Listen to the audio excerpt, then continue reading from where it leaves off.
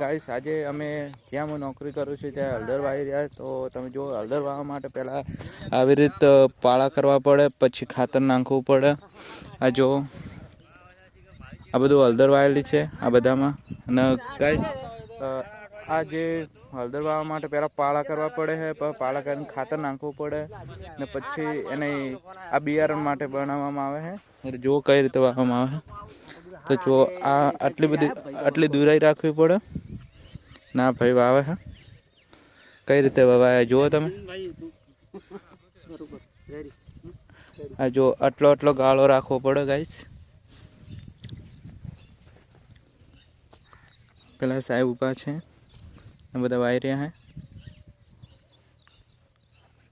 આ કમ્પ્લીટ આવી રીતે વાવીને પછી રેતી નાખવામાં આવે છે.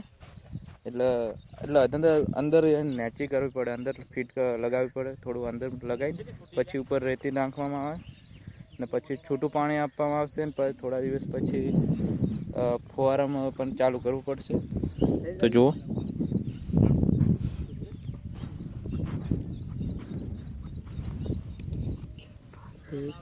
વીસ વાવવી પડે એ તો જેવી દૂરાઈ આપણે રાખવી હોય એવી રીતે ગાઈસ.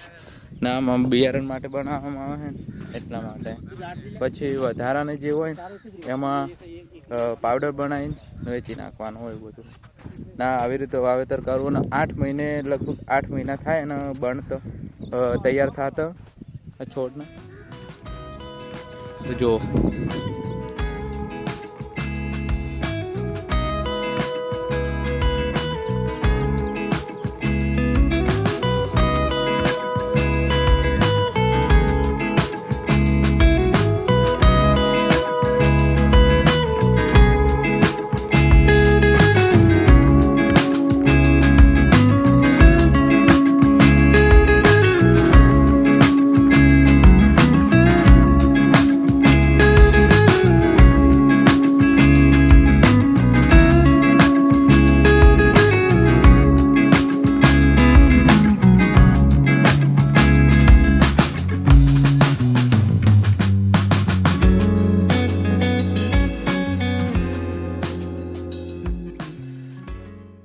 આવી જ જાણકારી માટે અમારી યુટ્યુબ ચેનલને સબસ્ક્રાઈબ કરો.